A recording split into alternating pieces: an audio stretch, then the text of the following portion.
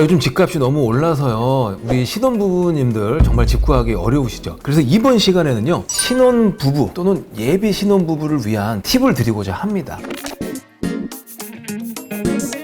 집을 얻으려면 가장 중요한 게 예산에 대한 우리가 확인을 해야 되겠죠. 그냥 내가 갖고 있는 돈만 갖고 한다면 어렵잖아요. 그러면 어딘가에서 지원이 있거나 그러면 그 지원을 받은 것까지 포함을 해서 예산을 세우면 좋은데요. 그래서 제가 준비한 게 있습니다. 신혼부부 임차보증금 이자 지원 서비스라는 거예요. 전세금이라든지 이런 보증금이 필요하잖아요. 그거를 일정 금액 이하로 대출을 해주겠다. 그다음에 이자 지원 서비스란 건 뭐냐면 대출을 받았을 때 서울시가 몇 프로는 깎아주고 자기가 대신 내주겠다는 얘기죠. 내줄 테니까 너는 나머지 이율만 부담해라. 신혼부부, 예비 신혼부부 이렇게 돼 있습니다. 그러면 이제 신혼부부 조건은 7년 이내, 서울시 추천서 신청일로부터 6개월 이내에 결혼식 예정인 분들은 예비 신혼부부로서 대상이 된다고 합니다. 소득 기준이 있는데 부부 합산 연 9,700만 원 이하 이런 조건들이 있습니다. 그리고 임차보증금 최대 지원 금액은 최대 2억까지 지원이 돼요. 이자 지원은 최대 지원 이율이 연 3%에서 3.6%까지 된다고 합니다. 그러니까 여러분들의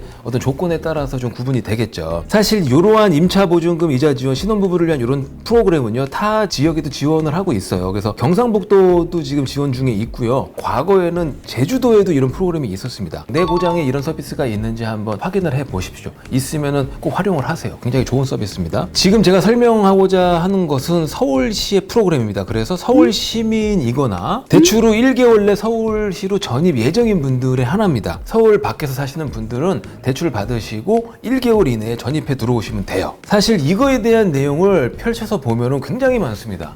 굉장히 많아요. 근데 저는 살짝만 언급하는 정도로만 갑니다. 근데 요거 부분은 하나 제가 말씀드리고 가려고 그래요. 예비 신혼부부라든지 이렇게 서류 입증하는 편이 나오거든요. 그러면 뭐 예식장 계약서도 좀 필요하고 그럽니다. 그러니까 여러분이 예식장을 잡지 않으셨으면 그런 서류가 준비가 가능한 곳을 예식장으로 잡는 것도 하나의 방법일 것 같아요. 여기까지만 제가 설명을 해드리려고 그래요. 나머지 더 필요한 부분은 서울 주거 포털 가시면은 쫙 설명이 잘 되어 있습니다. 매매하기는 어려워. 그러면 이제 임대로 가야 될 거 아닙니까? 그러면 민간 임대주택이 있고요. 공공 임대주택이 있습니다. 그러면 이번 편에는 공공 임대주택에 대해서 정보를 좀 드리려고 해요. 아무래도 민간 임대주택보다 공공 임대주택이 훨씬 저렴할 수밖에 없거든요. 조건만 되시면 공공 임대로 가시는 경우에 더 많이 돈을 세이브할 수 있다. 공공 임대주택에 또 좋은 프로그램이 하나 있습니다. 제가 소개를 시켜드리려고 그래요. 신축주택 매입 임대주택이에요. 신축 주택을 매입해서 그 주택을 임대해 주겠다. 바로 이거거든요. 대상은 서울에서 생활하는 저소득층, 그다음에 저소득 청년층, 그리고 신혼부부입니다. 오늘은 주제가 신혼부부에 대한 어떤 공공임대이기 때문에 그 세 번째 신혼부부 매입 임대주택에 대해서 제가 말씀을 드리겠습니다. 소득 기준에 따라서 버전을 두 개로 가고 있어요. 그래서 버전 1은 소득 기준이 70% 이하 이렇게 돼 있고요. 뭐 배우자 소득이 같이 있는 경우에는 90% 이하, 버전 2는요 100% 이하로 좀 완화가 되어 있습니다. 소득이 배우자 소득이 함께 있는 경우에는 120%까지. 거주 기간 한번 제가 짚고 넘어가 드릴게요. 신혼부부 매입 임대 버전 1은요 최장 20년까지예요. 근데 버전 2가 자녀가 출산하는 조건으로 최장 10년까지 돼 있습니다. 그리고 기본적으로 출산하지 않아도 6년까지는 보장이 되고요. 50% 이내다 이렇게 굉장히 좋은 조건으로 제공이 됩니다. 신혼부부 버전 2만 80% 이내의 조건으로 이제 주택이 제공이 되는 거예요. 대부분의 주택은 다 제공이 돼요. 그래서 주거용 오피스텔을 포함해서 다세대, 다가구, 아파트, 연립주택 뭐 이런 거 다 되는데 사이즈에는 제한이 있어요. 그래서 전용 면적 85제곱미터 이하의 주택만 여러분에게 공급된다는 점도 알아두셔야 됩니다. 만약에 큰 평수가 정말 필요하시다면 여기에 거주하시다가 시드머니를 만드시고 민간으로 넘어가셔가지고 큰 평수로 가셔도 좋지 않을까.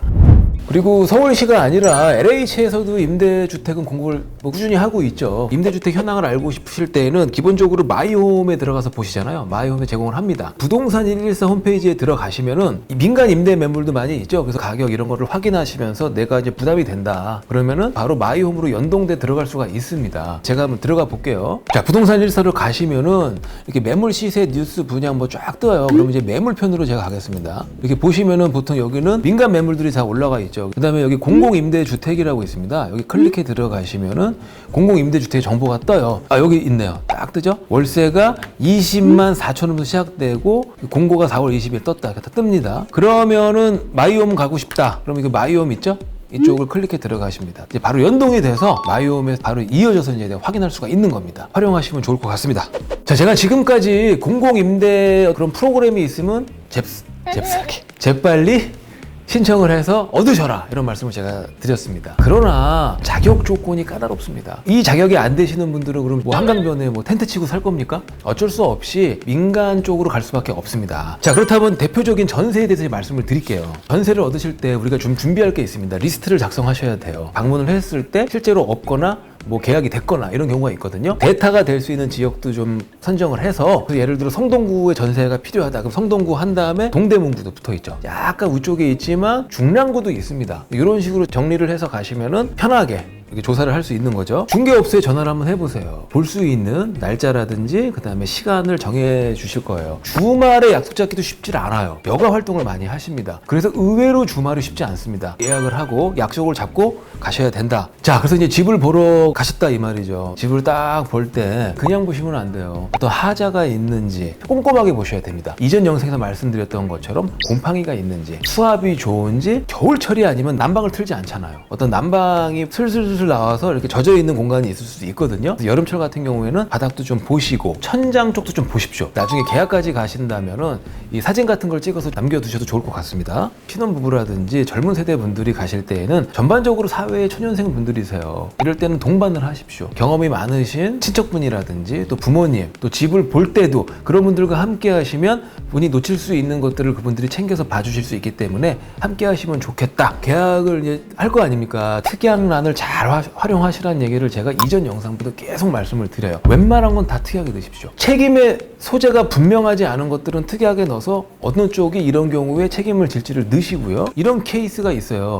내가 전세금 계약금을 10%가 아니라 5%만 넣어. 문제가 생겼을 때 5%가 아니라 10%의 내용으로 뭐 손해배상을 한다든지 뭐 해약금으로 한다든지 이런 내용을 쓸 수도 있는 거죠. 그리고 계약하기 전에는 반드시 등기부등본을 확인을 해라. 등기부등본상 깨끗한지, 그리고 등기부등본 갑구에 나와 있는 소유주가 내가 계약하는 당사자인지 꼭 일치하는지 여부를 확인하셔야 됩니다. 이 소유주가 최근에 변했으면 공인중개사분한테 한번 말씀을 하세요. 다른 트러블이 좀 있는 것 같기도 해. 이런 말이 돈다 그러면은 그런 집은 한 번 더 생각을 하실 필요가 있습니다. 물론 임차인은 보호를 받습니다. 임대차 보호법에 의해서. 그렇지만 좀 정신적으로 피곤할 수도 있다. 이런 말씀 드리는 거예요. 을구도 보죠.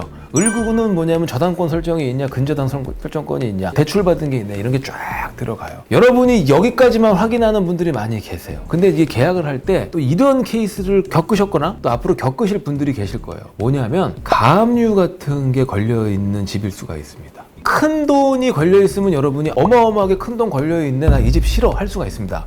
그리고 그런 물건은 중개사분들도 쉽게 권하기가 어려워요. 그런데 가압류가 1,500만 원? 별거 아닌 것처럼 보이죠. 하지만 가압류는 여러분보다 선순위로서의 역할을 한다 이 말이죠. 그래서 요게 경매까지도 갈 수가 있어요. 가압류가 돼 있으면. 일단 돈은 얼마 안 되지만 경매 넘어간다는 것 자체가 스트레스 아니겠습니까? 기왕이면 그런 물건은 한 번 더 생각하거나 아니면 피하셔라, 이런 말씀을 드리고 싶습니다. 잔금을 딱 치르면 이사를 오잖아요. 이제 우리가 또 뭐를 하냐면요, 옛날 같은 경우에는 전입신고, 동사무소 가서 전입신고하고 확정일자를 받았습니다. 6월 1일부터는 전월세 신고제가 생겨서 전월세 신고를 하면은 자동적으로 전입신고가 된 걸로 된다고 합니다. 다만 특히 오피스텔 같은 경우에는 전입신고 같은 거 하지 말라고 하는 경우가 있어요. 또 요즘에는 주인이 실거주 요건을 채워야 되기 때문에 거기에 주인이 전입신고 해놓고 세입자를 받고 싶어하는 분들도 계십니다. 대신에 싸죠. 자금력이 부족한 우리 사회 초년생 분들은 거기에 혹할 수가 있어요. 근데 문제는 보증금을 지키지 못할 위험에 처할 수가 있습니다. 담보 잡히거나 막 이러면은 순위가 중요한데 순위가 없으니까 여러분이 어떻게 그걸 챙길 수 있겠습니까? 남들이 전입신고 못하게 할 때는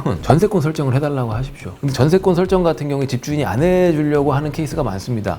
그때는 전입신고 할 수 있는 대로 가십시오. 아시겠죠? 그리고 한 가지 더.